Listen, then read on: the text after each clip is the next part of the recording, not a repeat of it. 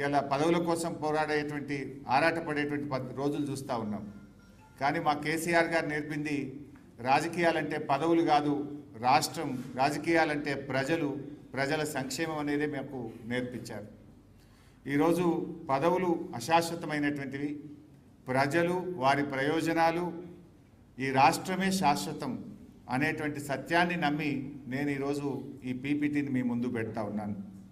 ఇది పూర్తి నిబద్ధతతో, తగిన సాక్ష్యాధారాలతో సాధికారికంగా వివరిస్తున్నటువంటి పీపీటీ ఈ పీపీటీ. మరి ఈరోజు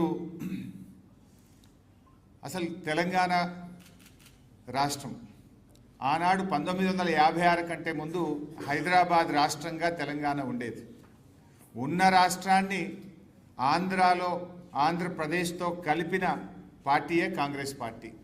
మొదటి ఎస్ఆర్సి తెలంగాణను సొంత రాష్ట్రంగా ఉంచాలని ఫజల్ అలీ కమిషన్ స్పష్టంగా చెప్పినా కూడా ఆనాడు తెలంగాణను ఆంధ్రప్రదేశ్లో కలిపి మరణ శాసనం రాసిన పార్టీ కాంగ్రెస్ పార్టీ. 1969 తెలంగాణ తొలి ఉద్యమంలో 369 మందిని కాల్చి చంపిన పార్టీ కాంగ్రెస్ పార్టీ.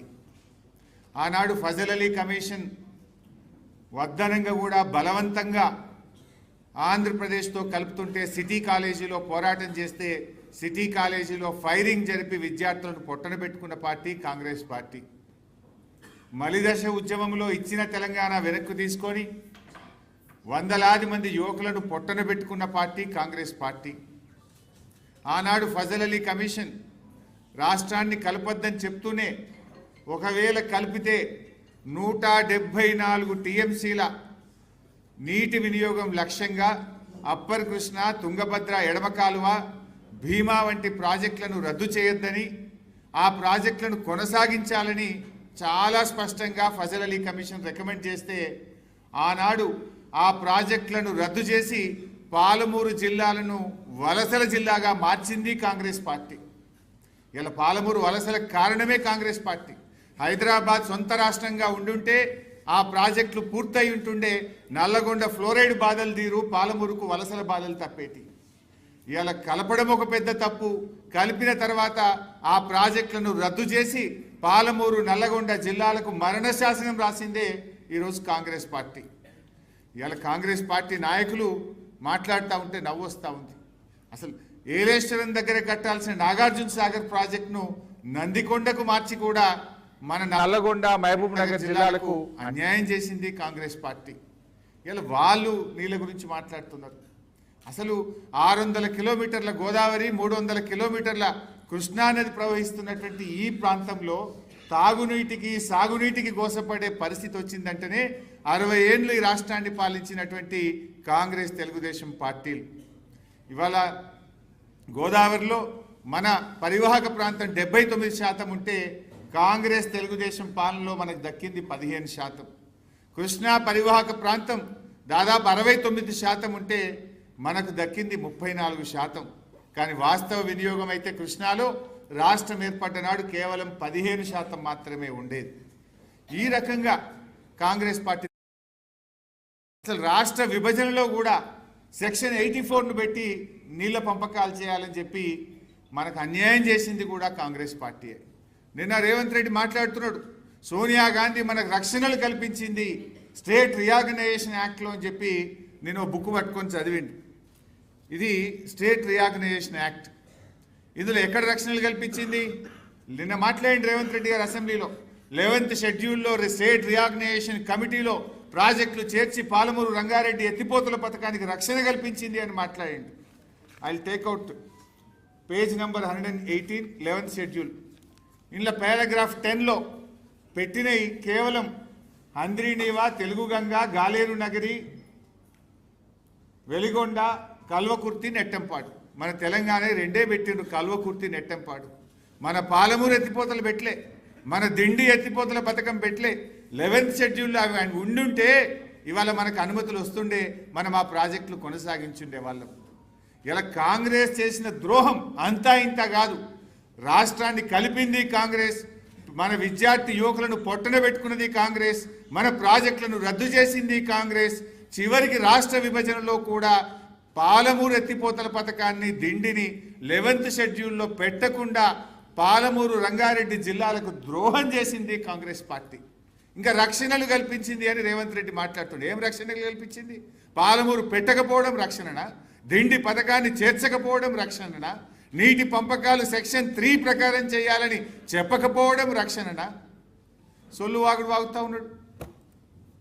ఈ రకంగా నాడైనా నేడైనా ఇవాళ తెలంగాణకు నంబర్ 1 విలనే కాంగ్రెస్ అని మొదటి నుంచి కేసీఆర్ గారు చెప్తున్నటువంటి మాటలు ఇవాళ అక్షర సత్యమైనవి.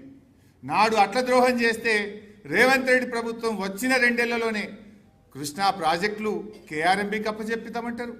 కృష్ణా నదీ జలాల్లో అతి తక్కువ వినియోగం చేస్తారు. ఇప్పుడు మళ్ళీ గోదావరి బనకచెర్ల ప్రాజెక్టుకు లోపాయికారికంగా ఒప్పందం చేసుకుంటారు. అంటే మొదటి నుంచి కూడా తెలంగాణకు ద్రోహం చేసిన పార్టీ ఏదన్నా ఉందంటే అది కాంగ్రెస్ పార్టీ. 10 ఏళ్లు కష్టపడి అపర భగీరథుల్లా కేసీఆర్ గారు నిర్మించిన ప్రాజెక్టులను ఇలా కుట్రపూరితంగా నిర్లక్ష్యం చేస్తున్నారు. కాళేశ్వరంపై కక్షగట్టినరు, పాలమూరు మీద పగబట్టినరు. కాళేశ్వరం ప్రాజెక్టు ఎంతో అద్భుతంగా ఆనాడు రిటైర్డ్ సిడబ్ల్యూసి చీఫ్ ఇంజనీర్, ఆయన సిడబ్ల్యూసిలో పనిచేసి తెలంగాణ ఉద్యమంలో పనిచేసి నీళ్లు నిజాలు అనే పుస్తకాన్ని రాసిన విద్యాసాగర్ రావు లాంటి నిపుణుల సహకారంతో పాలమూరు రంగారెడ్డికి కాళేశ్వరంకు కేసీఆర్ గారు రూపకల్పన చేశారు. ఇవాళ అంత గొప్పగా రూపకల్పన చేస్తే ఇవాళ 2 పిల్లర్లు గుంగిపోతే మొత్తం కాళేశ్వరాన్నే పండబెట్టినవే. 100-200 కోట్లు ఖర్చు పెడితే 5-6 లక్షల ఎకరాలకు నీళ్ళు వచ్చే అవకాశం ఉంటే 2 ఏళ్లలో 2 రూపాయలు కూడా కాళేశ్వరం మీద ఖర్చు పెట్టకుండా ఇవాళ రైతాంగం మీద, ఉత్తర తెలంగాణ మీద నువ్వు పగబట్టినావు. ఇవాళ మొన్న మేడిగడ్డ బ్యారేజ్ లేకపోయినా నది ప్రవాహం నుంచి కూడా కన్నెపల్లి పంప్ హౌస్ను నడిపి ఈ నిమిషం ఈ రోజు కూడా నీళ్లు తెచ్చే అవకాశం ఉన్నా కావాలనే కాళేశ్వరం మీద కక్షగట్టి ఈరోజు పండబెడతా ఉన్నావు. పాలమూరు ఎత్తిపోతల పథకం ఆనాడు కేసీఆర్ గారు రిటైర్డ్ సిడబ్ల్యూసి చీఫ్ ఇంజనీర్, ఈ రాష్ట్ర ప్రభుత్వ సలహాదారుడుగా ఉన్న విద్యాసాగర్ రావు గారు శ్రీశైలం సోర్స్గా మన రాష్ట్రానికి మేలు జరుగుతుందని పాలమూరు ప్రాజెక్టును కడితే 2 సంవత్సరాల నుంచి ప్యాకేజ్ 3లో ఉన్న బుడ్డ కాలువ పూర్తి చేస్తే ఈ సంవత్సరం 50 టీఎంసీల నీళ్లు నిలుపుకునే అవకాశాన్ని నువ్వు ఇలా కాలరాసినవు, పాలమూరు మీద పగబట్టినవు. పాలమూరు బిడ్డ అంటావు. పాలమూరు ప్రజలకు నాటి నుంచి నేటి వరకు కాంగ్రెస్ తెలుగుదేశంలో ద్రోహం చేస్తే ఆ ద్రోహాల పరంపరను కొనసాగిస్తున్నాడు ఈరోజు రేవంత్ రెడ్డి గారు. ఇలా డైరెక్ట్ సబ్జెక్టులోకి పోతే ఇంకా చాలా స్లైడ్స్ ఉన్నాయి. సింపుల్గా అర్థం చేసుకోవాలంటే రాష్ట్రం ఏర్పడక ముందు అంటే 1956కు ముందు ఆంధ్రప్రదేశ్ రాష్ట్రం ఏర్పడక ముందు అప్పటికే కట్టిన నిజాం సాగర్ లాంటి, దిండి లాంటి అనేక మైనర్ ఇరిగేషన్ మరియు మీడియం ఇరిగేషన్ ప్రాజెక్టులు కింద తెలంగాణకున్న ఆయకట్టు 3000 ఎకరాలు. అంటే ఆంధ్రప్రదేశ్ రాష్ట్రం ఏర్పడక ముందే మన ప్రాంతంలో మైనర్ మీడియం ఇరిగేషన్ కింద కాకతీయ రెడ్డి రాజులు కానీ, నిజాం నవాబు కానీ వేరియస్ ప్రోగ్రామ్స్లో మనకు వచ్చిన ఆయకట్టు 16,03,000 ఎకరాలు. సరే, ఉమ్మడి ఆంధ్రప్రదేశ్లో 1956 నుంచి 2004 వరకు మనకు వచ్చిన ఆయకట్టు 36 లక్షల ఎకరాలు. 60 ఏళ్లలో వచ్చింది 36 లక్షలు. 2004 నుంచి 2014 కాంగ్రెస్ ప్రభుత్వమే అధికారంలో ఉంది. ఆ 10 ఏళ్లలో వచ్చింది ఎంత అంటే 5,71,000 కొత్త ఆయకట్టు, స్టెబిలైజేషన్ 93,000, అంటే 6,64,000 ఎకరాలకు వచ్చింది. అంటే 56 నుంచి 2014 వరకు 60 ఏళ్లలో వచ్చింది 42 లక్షల ఎకరాల ఆయకట్టు. 60 ఏండ్లు 42 లక్షల ఎకరాల ఆయకట్టు. నౌ బీఆర్ఎస్ 2014 నుంచి 2023 మనం ఉన్నది 9.5 సంవత్సరాలు. అందులో 2 ఏండ్లు కరోనా, పెద్ద నోట్ల రద్దు లాంటి ఆర్థిక సంక్షోభం, కొత్తగా ఏర్పడ్డ రాష్ట్రం. అయినా 9.5 ఏళ్లలో బీఆర్ఎస్ సాధించిన ఆయకట్టు 31,50,000 ఎకరాల స్టెబిలైజేషన్, 17,24,000 ఎకరాల కొత్త ఆయకట్టు, మొత్తం 9.5 ఏళ్లలో 48,74,000 ఎకరాల ఆయకట్టును సాధించింది బీఆర్ఎస్ ప్రభుత్వం, కేసీఆర్ గారి నాయకత్వం. 9.5 years 48 lakh acres of ayacut is achieved by KCR government. Next, comparison. Congress 10 ఏళ్ళు 5,71,000 ఎకరాల కొత్త ఆయకట్టు, బీఆర్ఎస్ 9.5 ఏళ్ళు 17,24,000 ఎకరాలు కొత్త ఆయకట్టు. స్టెబిలైజేషన్ కాంగ్రెస్ స్టెబిలైజేషన్ చూస్తే 57,000 ఎకరాలు వాళ్ళైతే సంవత్సరానికి దీన్నే మన సంవత్సరానికి చూస్తే సంవత్సరానికి 10 ఏళ్ల కాంగ్రెస్లో 57,000 ఎకరాలు ఒక సంవత్సరానికి వస్తే బీఆర్ఎస్ 9.5 ఏళ్లలో సంవత్సరానికి 1,81,473 ఎకరాల కొత్త ఆయకట్టును పోయిన 9.5 ఏళ్లలో తెచ్చాం. అందులో కరోనా, అందులో కొత్త సంవత్సరం, అందులో పెద్ద నోట్ల రద్దు లాంటి ఆర్థిక సంక్షోభం ఉన్న 1,81,473 ఎకరాల కొత్త ఆయకట్టు ప్రతి ఏటా బీఆర్ఎస్ సాధించింది. నౌ స్టెబిలైజేషన్ చూడండి. 10 ఏళ్ల కాంగ్రెస్ చేసిన స్టెబిలైజేషన్ 93,000, బీఆర్ఎస్ 31,50,000 ఎకరాలు.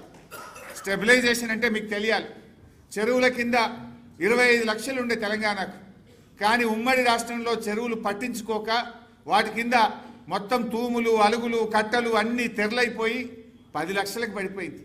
కానీ మిషన్